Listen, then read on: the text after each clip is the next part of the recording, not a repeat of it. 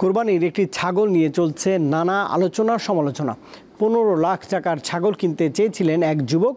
এরকম খবরের পরই সরব হয়ে ওঠে সামাজিক যোগাযোগ মাধ্যম।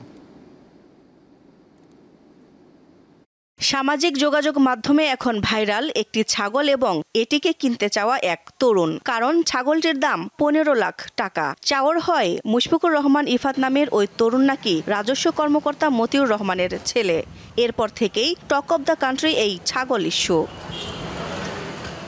তবে বুধবার মতিউর রহমান গণমাধ্যমকে জানান ইফাত তার ছেলে নয়। তবে ফেসবুকে তার সঙ্গে ইফাতের বেশ কয়েকটি ছবি দেখা গেছে। ধানমন্ডির 8 নম্বর রোডের ইম্পেরিয়াল সুলতানা ভবনের 5ম তলায় থাকে ইফাত। তবে বাসায় গিয়ে কাউকে পাওয়া যায়নি। ইফাতের মুঠোফোনও বন্ধ। বাড়ির দারোয়ান জানালেন ইফাত ও তার মা এই বাসায় নিয়মিত থাকেন না। এর বাবার আমি দেখি তো আমরা ছবিতে দেখান এই দেখি আপনাদের আমার সামনে আসেও নাই আর আমি দেখি না। তার মায়েরই চিনতাম না। হে এই কোরবানিতে আসছে এই হেরা চিনি, ঠিক আছে। আর হেরা সবসময় এই বাসায় আসে না, এই কোরবানিতে আইসে আবার চলে গেছে। সাদিক এগ্রোতে 1 লাখ টাকা বুকিং দিয়ে পরে আর বিটল জাতের ছাগলটি নেয়নি মুশফিকুর রহমান ইফাত। বিষয়টি যাচাই করতে খামারে গিয়ে দেখা গেল ছাগলটি এখনও খামারেই রয়েছে।